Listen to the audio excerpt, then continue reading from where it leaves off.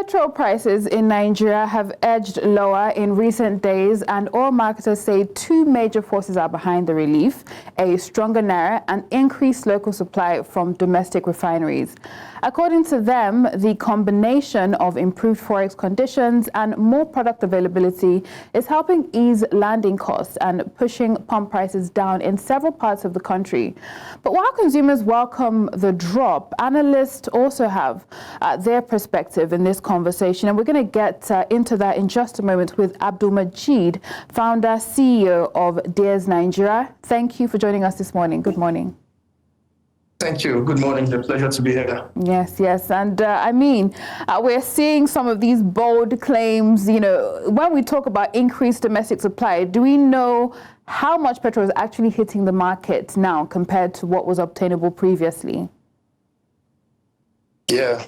So to be honest, it's a positive moment for the downstream and the midstream, because all the movements around, innovation and Dangote's increased capacity, those things have kind of sent a level of discipline across board, both in terms of the regulators and the other players and other stakeholders. So right now we're seeing the strongest domestic fuel supply that we've had in years. According to the NMDPRA figures, we currently consume around 57 million liters average per day. And for the first time, up to 30% of that actually comes from domestic supply, around 17 million liters. So if you compare this to the past, you can tell that the forex burden is much reduced, the logistics is improved, and there is better efficiency across the chain. And the big players, the modular refineries, Dangote refinery, are also, part of the stability that we are seeing. So the relief Nigerians are feeling right now, the stability we are feeling, the predictability that businesses have in terms of the prices is backed by actual volume, and more supply coming from closer to home, which makes it easier to get a hold of at a good price. Right. And I think the question now, yes, these claims are being made that this is happening because of this, but do we have the data and the transparency? There are a lot of questions around transparency, especially around the pricing system and other things that they believe is influencing the drop in price. So what are your thoughts around that? Yeah, transparency has improved. Again, because of the domestic players, they want their weight to be felt in the markets. So because of that, they are pushing for innovation around proper recording. Nobody wants to be misrepresented in terms of their efforts. So this is why all players are bringing their capacity to the table and saying that you have to record me and present me the way I actually have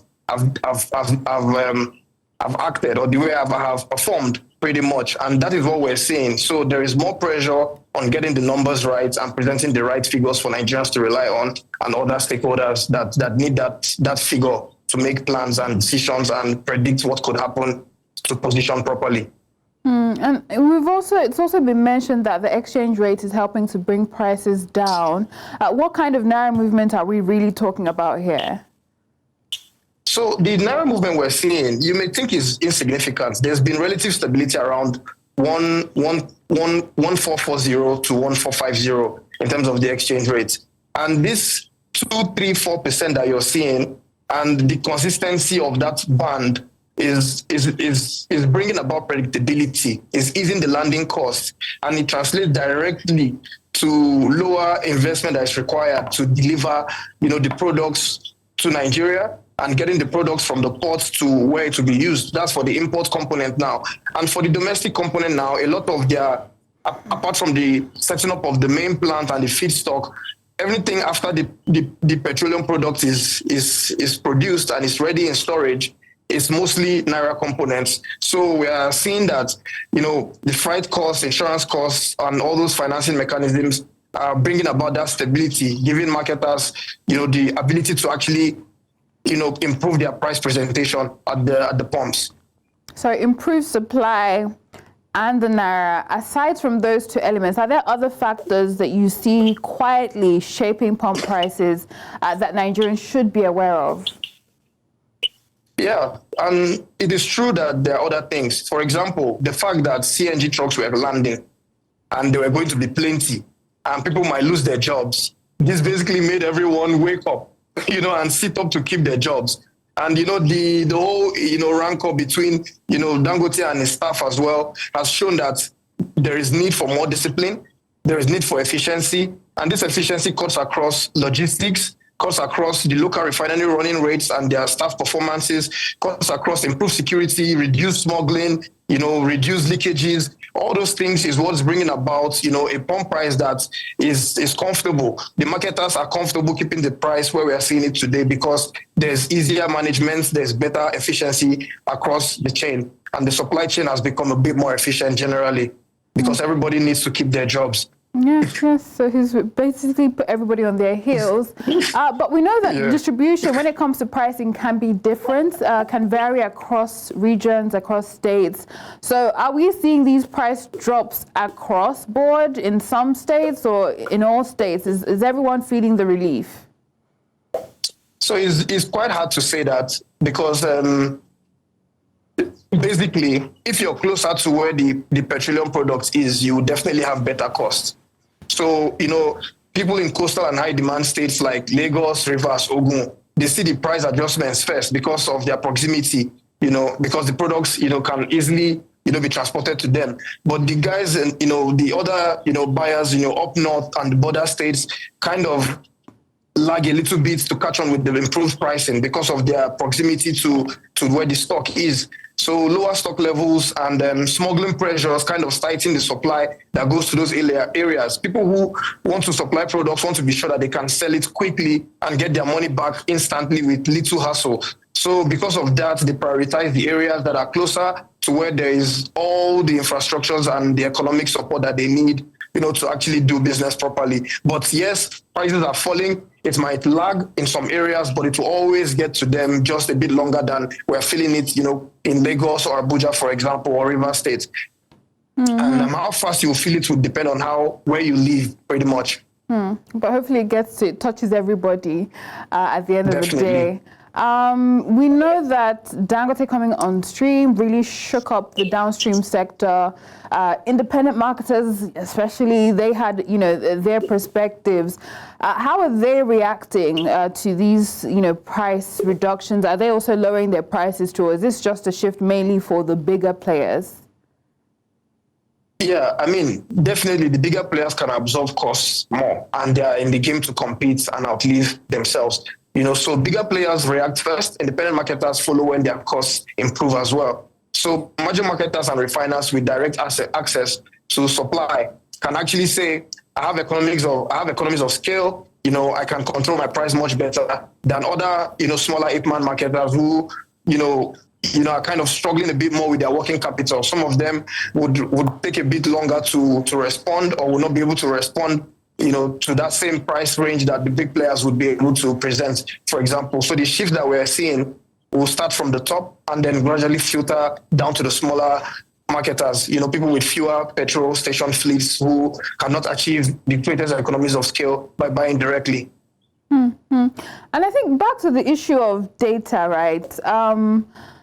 It looks like what we hear are statements and we bank on the statements and we make analysis based off of the statements. Do we actually have clear, verifiable data on actual petrol availability and distribution, or are we mostly relying on the claims by the marketers? I think let's encourage ourselves and let's also understand that, yes, we do actually have verifiable data. But the question now is, how is it in real time and is it transparent? That is work in progress. But we have verifiable data from the suppliers and the regulators because that is their job. And, this is what they go to work every day to follow and present. And they are verifiable. And in terms of the transparency and the real-time nature of those that data, by using the highest level of technology and ensuring that there's little or no human interference so that there is complete trust across board is something that they're still definitely working on, because that is where we must be for everybody to feel comfortable, for players to plan better and predict how things are moving. So they publish monthly data from NMDPRA and consumption figures. And this tells us, importation, local production, daily dispatch and so on. But at station level, for example, we've not yet aggregated, that technology has not, trickled down to where all marketers have some kind of station level, data or data collection, system or sensors that they now feed to a central point, but that should definitely be where we're headed. And there are already some small companies and small players, even, dear Nigeria, coming up with some of these solutions to see that, smaller, players are leveraging data acquisition to actually grow. Because if you know what you're doing and if you can see real-time information about your activities, you can plan better and grow faster. Indeed. So still a work in progress, but some progress at least is being made. Let's come down to the issue of sustainability so Nigerians can also manage their expectation. This decline in petrol prices, is something Nigerians can count on, or could prices perhaps swing back up if market conditions move in another direction? We have to be honest, and the truth is that the trend is positive. The downstream sector, like we were talking about it a couple months ago, is going through a revolution and is being faced by massive investment and competition, and these things would definitely yield positive results for the end users because it brings about efficiency. Competition makes people sit up and do the best that they can to be the preferred, players. So the trend is positive and the market is still sensitive to these shocks. The risks are there. FX volatility cannot be wished away. Refinery downtime cannot be wished away. Other macroeconomic layers cannot all be wished away. But it is positive, and we can be cautiously optimistic if that's the way I can put it. And this is not a guarantee for a downward curve. What we're seeing is something that looks upward, and we must all come together, all the stakeholders, private, public, and the regulators, at large, to see that we keep this momentum, we continue to push the right pressures in the right places to continue to remain positive and let the consumers feel the impact positively as well in their own pockets. I appreciate your camaraderie. Let's also talk about how what's going on in the international scene, global oil market, perhaps maybe filtering in to what we're seeing with the price drops here. So, the global oil market is also, the prices of oil is kind of, is dwindling downward at the moment. This could also be positive for us in terms of the petroleum, price. Again, we have domestic supply, so what is happening internationally, we have relatively some level of shock absorbers in terms of the reforms that have taken place to kind of keep us, after where we are now is the lowest point pretty much. Where we were before kind of is the lowest point like 1-2 years ago. So we're moving back upward. And if you've experienced the lowest, you don't want to go back there. So the ripple effects that Nigerians should expect is improved transportation, improved inflation, improved cost of living. And this positivity must trickle down to our own actions in our little corners, for it to really hold water. So if people feel better cost in their inputs, they should transfer that better cost to the consumers so that we all get the most out of it, because there is also a trend of everyone trying to make the most money. So they try to get the most out of wherever they play within the chain. So we should all play fair play and let the consumers get the best benefit out of it. Indeed, because you know how they say, well, sometimes in the Nigerian market, what goes up doesn't come down, whether or not the variables change. But hopefully that is somehow monitored. Thank you for your perspective, Abdulmajeed Amussah. Stay with us. We do have Temitope Kolade joining us now, Director Oil, Gas and Power from Andersen Nigeria. Good morning, Temitope. Good morning, yes. Yeah, let's get your perspective on the price drops that we're seeing in petrol prices. What would you identify as the key drivers, and are we seeing the transparency? Is it going to be sustainable? What are your thoughts? Okay, thank you very much for the question. What we're seeing currently, of course, is the fact that Naira has gotten stronger in the last couple of weeks and months. And that is a good one. Again, because Dangote itself imports crude, and the implication of that is that he has more Naira to get the crude where he has to import crude. Right, that's on the one side. on the other side is that Dangote in itself is now producing more into the Nigerian markets, and that also forces the prices down and restricts how much importations that we have to do with respect to the refined products in themselves. So that's a good thing that we're seeing. Is it sustainable? Let's hope for the best, I would say. The challenge that we need to, one area that we need to look out for is that I continue to say, don't leave stock into the hands of a single hand such that adjustments can be made without recourse to every other stakeholder that is very important to the process. Mm-hmm. Very important point highlighted there, and I think for the everyday Nigerian listening, it's how does this benefit me in the long haul? We saw when prices went up about 2 years ago with the removal of subsidy, how that impacted everything, markets. With the prices, and it's being projected that prices with increased supply will continue to trickle down. How do you see that impacting inflation and other indices for the everyday Nigerian? Well, for everyday Nigerian, I think that there is no guarantee to start with. Nothing is ever going to be permanent. What we've done is that we want to see things reflecting market situations, and market situations are never constant. It's a dynamic market, I would say. Right. So what happens if there is a future depreciation of the Naira, for instance? It would mean that there will be price hikes. With the global crude oil prices that we also do not control in Nigeria goes up for any reason into the future, then it's also something that is going to impact on us because we are heavily dependent on a refinery. Should there be any operational issues? And I'm sure several people would say, oh, it will not happen, or it will never happen, or we'll be doing things that will only happen. No.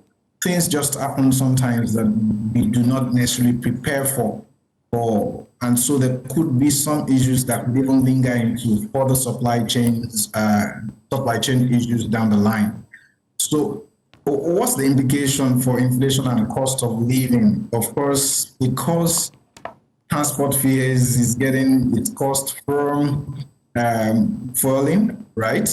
So if we have good pricing, it means that we're not going to be spending a lot on transport, but otherwise we might have issues down the line. But lower transportation costs directly also reduce the virtually all sort of goods that we consume, again, because our railway system is not working the way it should work. So very many of the things that we consume are transported by road.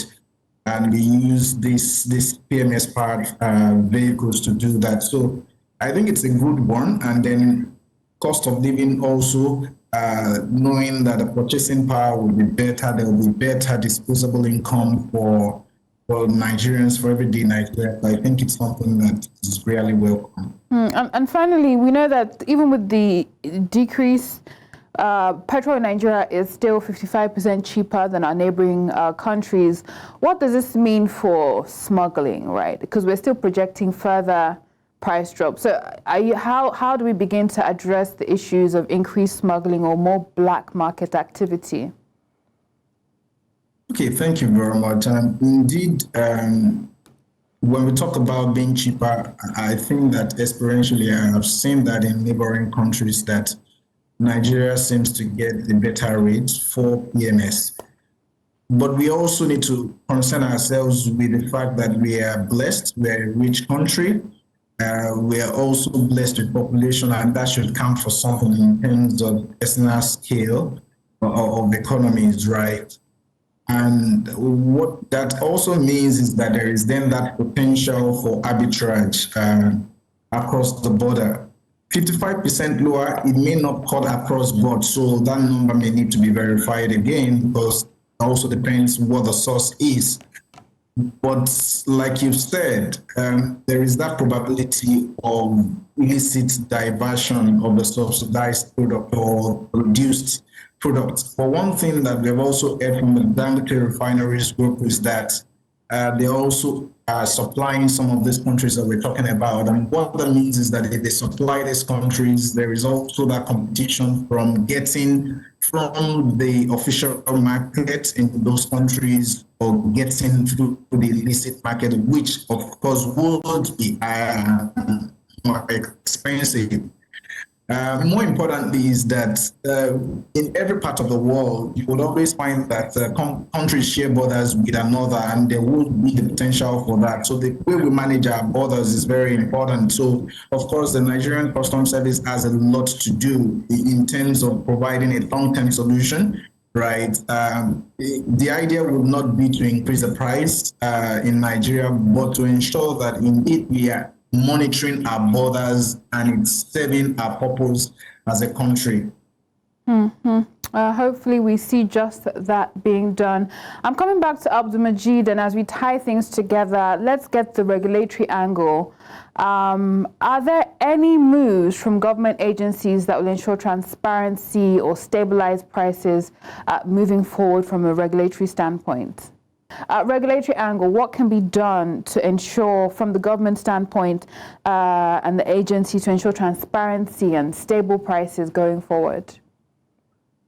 Well, we have a regulator for the activities of the likes of Dangote refinery, and to the extent that we are turning in most of our production or the refined products into that, and I would say that it's important that there is a very strong handshake between the NMDPRA, the Nigerian Midstream and Downstream Petroleum Regulatory Authority, to ensure that they have clear sight into the domestic refinery truckouts, and of course our national consumption, which is a question that has continued to bedevil us. We've not gotten clean data to tell us this is how much we actually consume that is verifiable, right?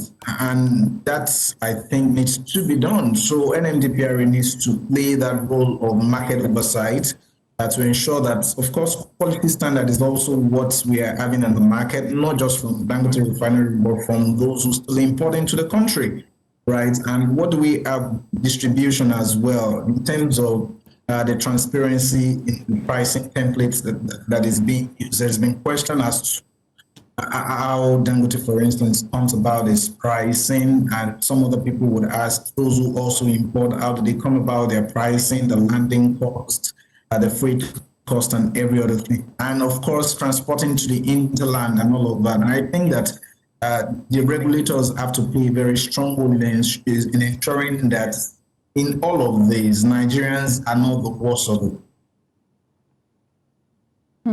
It's very important we keep the people at the center of all these conversations. Thank you so much, Temitope Kolade, Associate Director, Oil, Gas and Power, Andersen Nigeria, as well as Abdulmajeed Amussah, Founder, CEO of Andersen Nigeria. Thank you, gentlemen, for your time.